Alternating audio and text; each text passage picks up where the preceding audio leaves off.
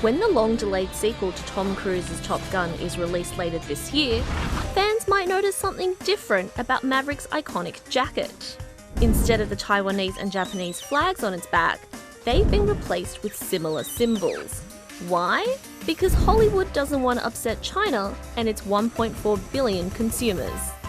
The Chinese government understands the value of cultural soft power, and Hollywood understands the value of the Chinese box office.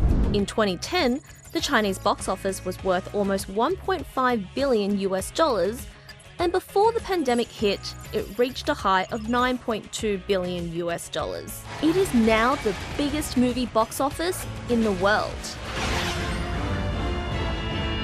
With only 34 foreign films allowed into the country each year, to snag a spot, Hollywood is choosing to self-censor certain topics. You think you know how the world works? We know in the case of Doctor Strange, one of the screenwriters spoke out about how they changed the character of the Ancient One from being Tibetan to Celtic. Conveniently avoiding any reference to China's disputed sovereignty claim over Tibet. The 2012 Red Dawn remake turned the Chinese villains into North Koreans during post-production, while the Freddie Mercury biopic Bohemian Rhapsody edited out 3 minutes of gay scenes to get it past the censors.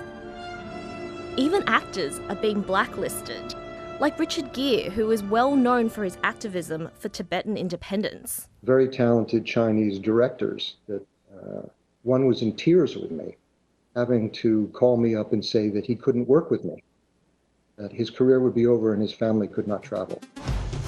Challenged by streaming services, US movie studios have increasingly looked outside of North America for box office revenue. But inside China, the local film industry is maturing and churning out its own movie franchises. Like Detective Chinatown 3, which debuted to 424 million US dollars at a time when many of the world's cinemas remained closed. When Hollywood attempts to make a film for Chinese audiences, it falls flat.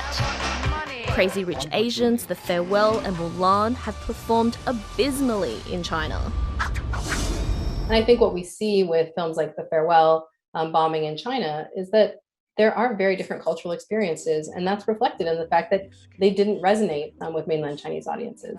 And I think that we can see that this is an important lesson for Hollywood studios to learn, to not conflate these identities. And not just Hollywood studios. So a lot of people should be learning that lesson. Marvel has a big blockbuster coming out soon, Shang-Chi and the Legend of the Ten Rings. How do you think this is going to play out for that? If there is anything that's going to be able to cross this divide, this really has the potential to do so. Does it matter that Hollywood is self-censoring its own movies?